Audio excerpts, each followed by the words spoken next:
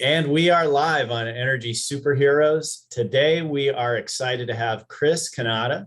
He is the Director of Hydrogen at EDF Renewables, and he provides overall direction and leadership for the North American green hydrogen business over at EDF. Chris is calling in today from Wichita, Kansas. We're excited to have you on the podcast. Chris, welcome. Thank you for having me. So, Chris, tell me about what you do day to day over there at EDF, and what does your role look like? So, day-to-day activities range wildly from creating the high-level strategy and vision and direction for this new business line for EDF Renewables North America, all the way through doing budgeting, managing people, to digging into the details on particular projects, doing development work, regulatory work, you name it. So it's one of the things that attracted me both to the role and then to EDF Renewables as well, is the ability to do a wide variety of things, sometimes often parallel at the same time. So get to use all areas of the brain, if you will, and not just kind of limited to one activity per day. No, absolutely. That sounds great. So how long have you been over there? Been over here for about a year. So the EDF Renewables North America has been in the renewable energy game in North America for about the last 35 years. And then the EDF group globally has been around since I think the 50s or 60s. They're one of the world's largest low carbon utilities in the world, and operate grids, I think, in the UK and France. So in like 2018 or 19 is when EDF Group started seriously looking at green hydrogen, and they started a business called Hynamics that's focused on hydrogen development in continental Europe. And then EDF has spread hydrogen to the UK, Asia, and then now, over the course of the last year or so, it's kind of gotten focused into the Middle East, North America, and South America. That's awesome. So how has your life changed in business since you went to EDF and started focusing on hydrogen? Yeah, so my background is with a company called Koch Industries, which is a global conglomerate based in Wichita, Kansas, that seemingly has its hands in everything. So I spent the last 13 years there, and lately led the energy industrial gas group for Vista, which is a nylon 6/6 producer. So how it's changed dramatically is you've kind of gone from a strictly petrochemical focus, to something that is, a pure renewable product. So we were dealing with kind of molecules and electrons on both sides. But the biggest change here, I would say, is kind of being the molecule expert, if you will, in a traditional electron company, as opposed to an electron expert at a traditional molecule company, if you will, at Koch and Vista. So it's been nice, being able to kind of pull upon that expertise, but at the same time, kind of be focused on that which comes next, which we believe is green hydrogen, offshore wind, then even some custom-built merchant transmission lines in North America. Gotcha. So do you feel the green hydrogen market's really picked up lately in the last year, and last 6 months? It has. The green hydrogen space in North America, it's kind of the bright new shiny object, and for good reason. I do think that it's early stages of development, and in terms of economic cost parity with gray hydrogen, it's not quite there yet.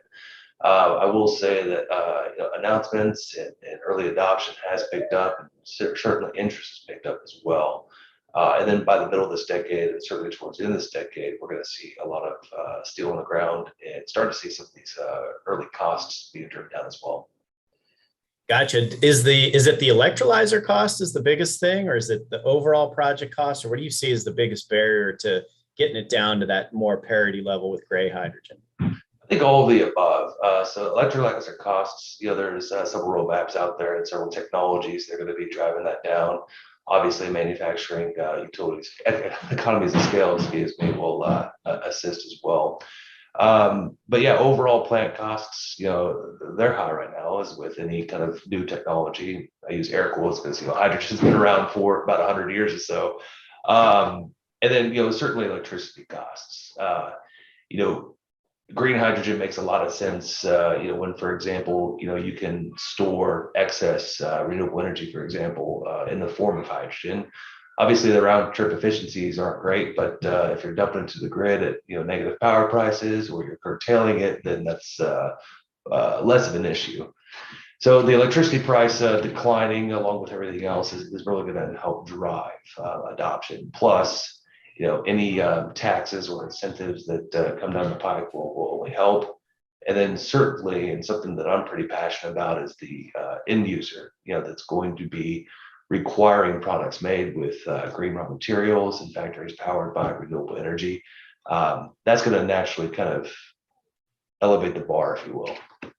Yeah, for sure. So let's talk to the end user a little bit. Where do you see the demand coming from? If it isn't there today, where do you think it'll come from in the future? Would love to know more of your insights on end users for green hydrogen. So in North America, the early adopters is clearly on the West Coast, the low carbon fuel standard mobility market. So light duty vehicles, forklifts, drayage moves, that sort of deal. So early adoption is really going to be kind of that mobility sector. And then I do see kind of longer term, as power grids, seek to be 100% decarbonized. There is a home there for green hydrogen to take the place of natural gas, and to kind of act as that longer term, storage method versus, say, 4-hour batteries. So that's going to be kind of locationally driven in the early days, but then again, as infrastructure is built out over the course of the next 10 or 15 years, kind of more options will be available for the power generation space. And then based on my personal background in the refinery, petrochem, space, I like green hydrogen as a raw material, because if you have industries that must decarbonize or would like to decarbonize, there aren't many options available to heavy industry aside from using low carbon hydrogen. So that's anything like ammonia, methanol, plastics, refining, steel, that sort of deal. And then longer term, many people are bullish on kind of green hydrogen for export, green hydrogen for marine applications, specifically like ammonia and methanol. Gotcha. Well, let's dig into refineries a little bit more, because I don't think we've had anyone on the podcast that has that refinery background.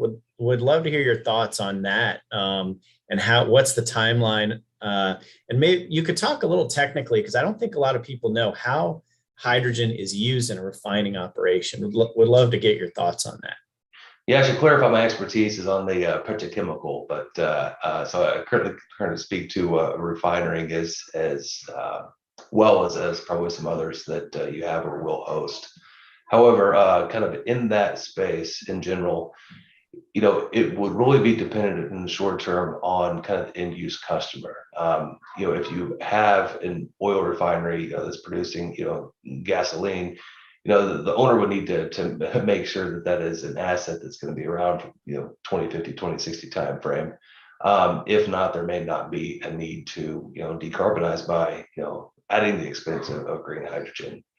However, on the plastic side, on the petrochemical side, I do see plastics with us indefinitely. They have setting aside the recycling bit, which many smart people are working on, and not dumping it into the Pacific Ocean and creating a plastic patch. But setting aside those difficulties, the plastics industry does have something to offer. Lightweighting applications.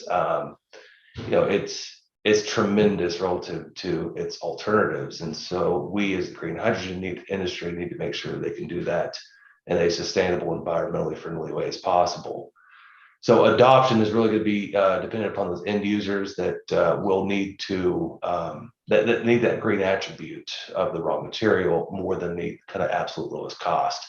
And then as the industry, starts getting closer to that gray hydrogen parity, you're going to see more adoption on an economic basis.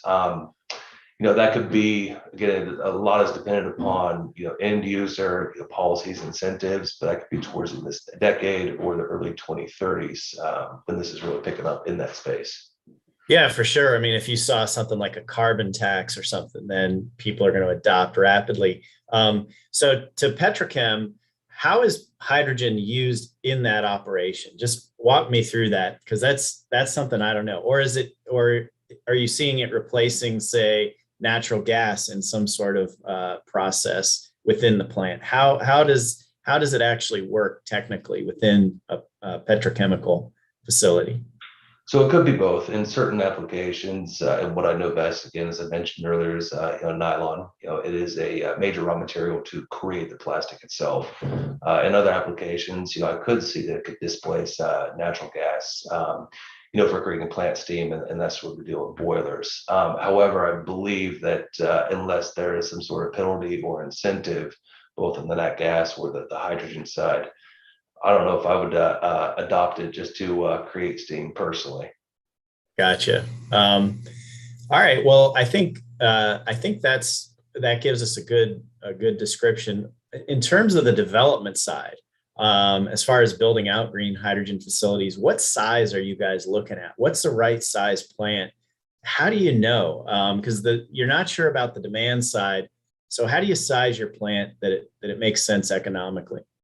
That's an excellent question. In the early days, again, it's going to be driven by whatever the off taker needs, because again, it's going to be an early adopter that's driving the plant sizes early on. However, EDF is targeting kind of grid scale level projects simply because that is our area of expertise. We do gigawatts of renewables seemingly each year. And that's just kind of our bread and butter. So we're targeting projects anywhere from 25 to 50 to 100 plus megawatts.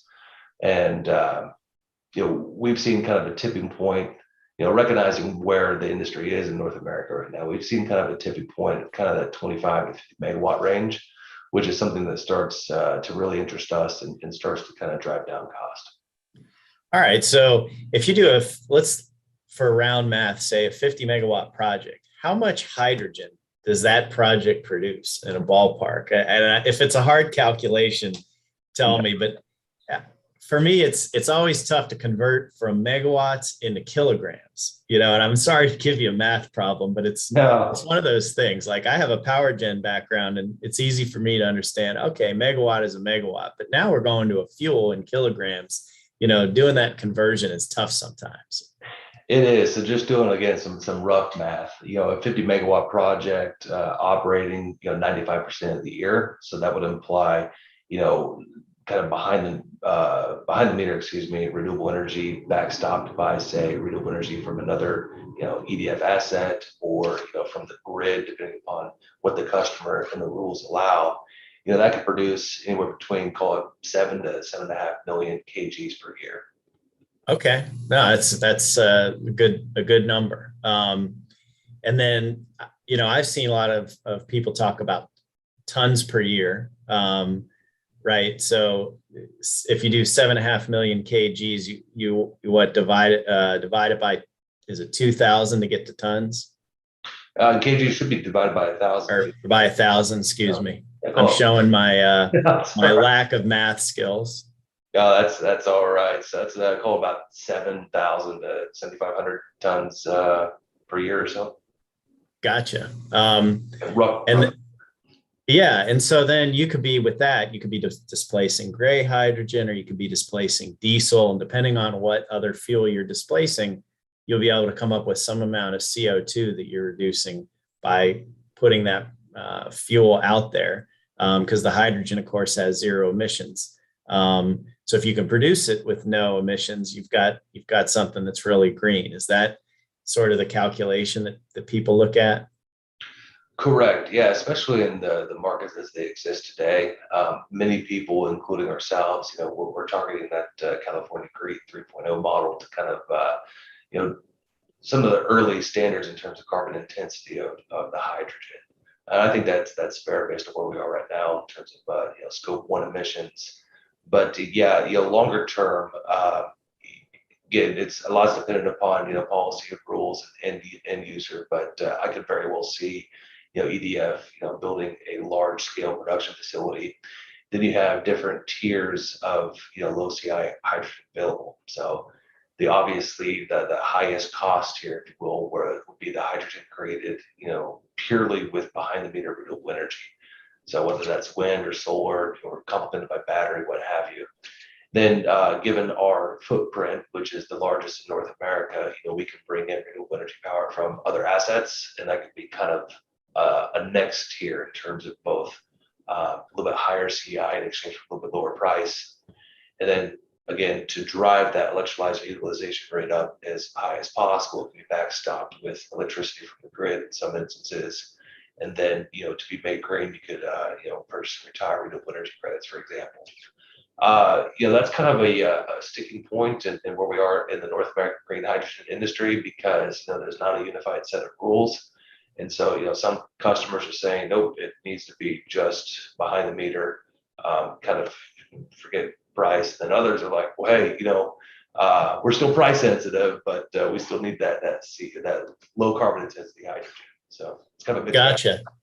What's the delta, ballpark between, say, a gray hydrogen dollars per kilogram and a green hydrogen dollars per kilogram? Let's say you're using all behind the meter and just producing it with the most high efficiency electrolyzer you can get. Let's say good conditions, you're running 95% of the year. How big is that delta based on today's electrolyzer efficiencies? Yeah, so I'll go kind of to what I know best, and let's look at the U.S. Gulf Coast. A lot of hydrogen demand is down there for sure. So on a dollar per kg basis, and it's highly dependent upon natural gas price, and highly dependent upon a number of things. Gray hydrogen can be anywhere between, say, 50 cents per kg all the way up to about $2.50 per kg. Right now, setting aside kind of long haul logistics and storage implications, kind of pure green projects in the Gulf Coast are in the $3 to $4 per kg range. So if you tack on maybe another 50 cents to $2, depending on how you get it to market, the gap is somewhat significant, which is why you need to find those customers that kind of can absorb that premium now to help kind of drive this market forward.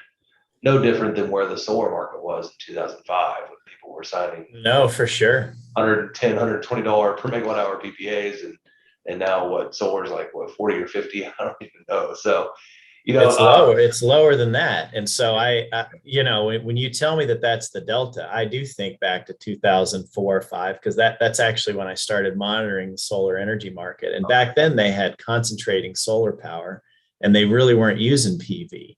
And it was a high tech product. And then some smart people said, you know what, this is a scale issue. Let's just make PV as cheap as we can make it. And then the price plummeted. So I think it's fair to assume that there will be a lot of coming down in the price for green hydrogen as electrolyzers become more efficient, as you do it at larger scale. So it's good to hear that the price is actually not that out of line today. I think it's a good starting point. It is, yeah. And then the $3 per kg production tax credit that was part of the Build Back Better plan. If a standalone bill gets passed, that's really going to drive adoption, significantly. It's going to pull it forward, and it's going to bring that parity pretty close. And if you look if you look at what's going on, obviously in Europe, with the high energy prices, caused by the war in Ukraine, among other factors, there are areas where, parity has been breached already. The issue is, what can you do about it in 2022, when these plants take some time to build, infrastructure to build out and get it over there. But, we're seeing it now, and it's just a matter of, what the long-term prices are, run your scenario analysis accordingly. Gotcha. Are you guys bullish on, say, some sort of production tax credit getting passed as a standalone bill? Yeah, so I am. I can't speak to EDF's official position off the top of my head, but the reason why I am is because, setting aside the fact that 2022 is an election year, there is support for standalone climate change incentives on both sides of the aisle. Although some of our friends, may not be willing to admit that. So, Build Back Better from a purely green hydrogen perspective had a lot of provisions in it that would definitely help the industry, and then therefore the environment as well. However, kind of coming on the back of the bipartisan infrastructure bill, it just kind of sounded like it was a hill, too high to climb at the time. So if we can get a standalone, you call it energy policy or climate change bill out there, I think it stands a pretty good chance of passing. But the giant caveat is this: it's an election year. Yep. Well, it would be amazing to have that federal standard. I compare it to the biogas market that's got a lot of support with the California LCFS and then also the D3 RINs. So if we could get something like that for hydrogen, I think it would make a huge difference in bringing that forward. Comparing it to a fuel like, say, biogas, where sometimes the biogas can have a negative CI score under the California GREET model because of the fact that you're reducing some kind of methane and then converting it into a fuel. I don't think you can ever see green hydrogen sort of with a negative CI score. The lowest it's going to get is probably a 0. But maybe I'm wrong. Is there some way under that California GREET model you can get a negative CI score, or is 0 kind of the limit? I don't think I could speak definitively, to that at this time. However, I kind of largely agree with your statements. What I can say is that I believe, given the size of the issue, the size of the market, and kind of the size of the opportunity, that all colors of hydrogen and all flavors of RNG are going to be needed and come into play. So to say it simplistically, there's not enough off gas from cows and landfills and whatnot to kind of completely solve the carbon issue. Just like there's not enough holes in the ground to store the carbon associated with blue hydrogen. So it's going to take kind of all colors, all flavors of what comes next to really kind of see this through. But it's kind of a 100% agree. I can't answer you definitively this time.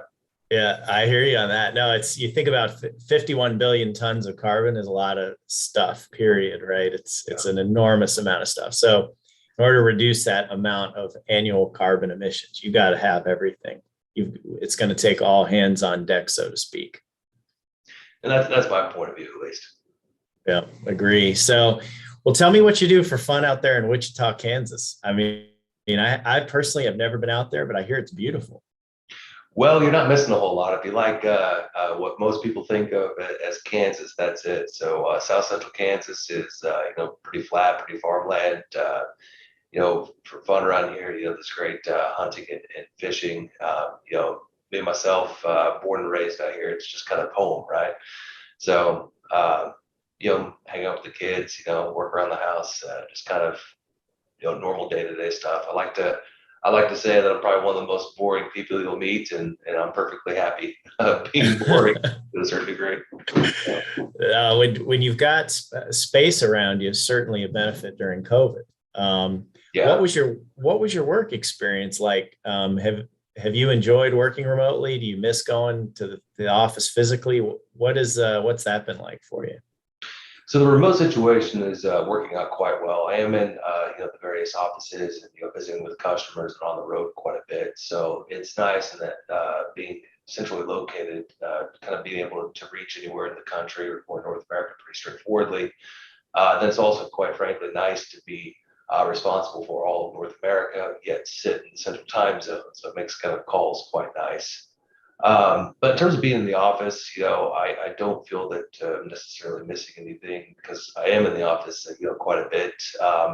And then, certainly as we said at the beginning of this call, you're talking face to face, even if you're just kind of, on screen. But, I do think this remote situation will likely expand to industries that can obviously absorb it.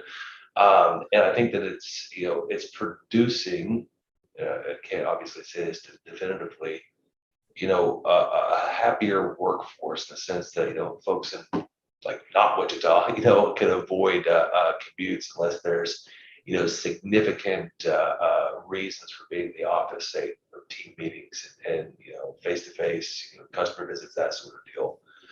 So, it's a mixed bag, I'm sure. But I do see that more of these kind of, two at home, three in the office, and whatever form that may take will likely expand in the future. Yeah, agree. It's been great. You can get a lot more done for sure, but when you're not having to spend all that time, and you can have more meetings than you could have in the old days when you had to get in front of people every time. No, you're absolutely right. And it does make the time in the office is more intentional.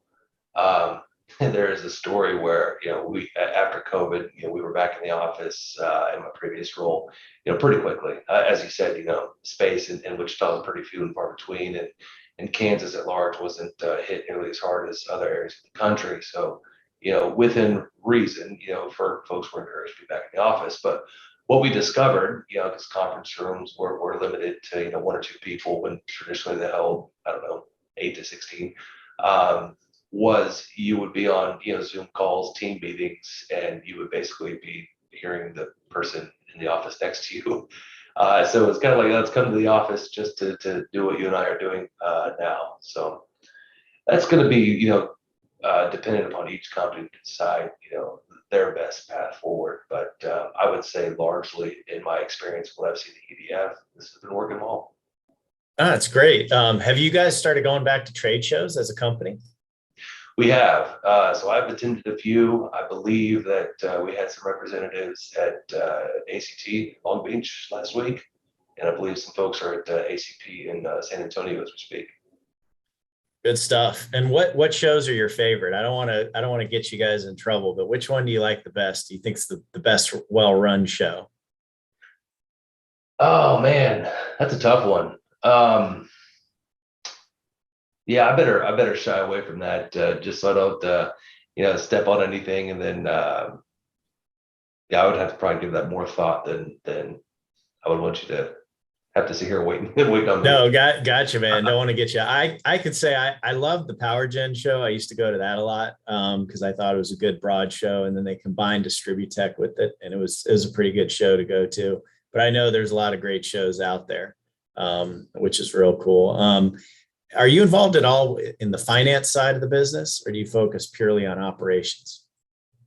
A bit of both. I mean, there are a lot of people inside of EDF that I can pull on to run the finance side that are much better equipped than me. I try to kind of stay in my lane when it comes to finance, but know enough to be kind of somewhat dangerous.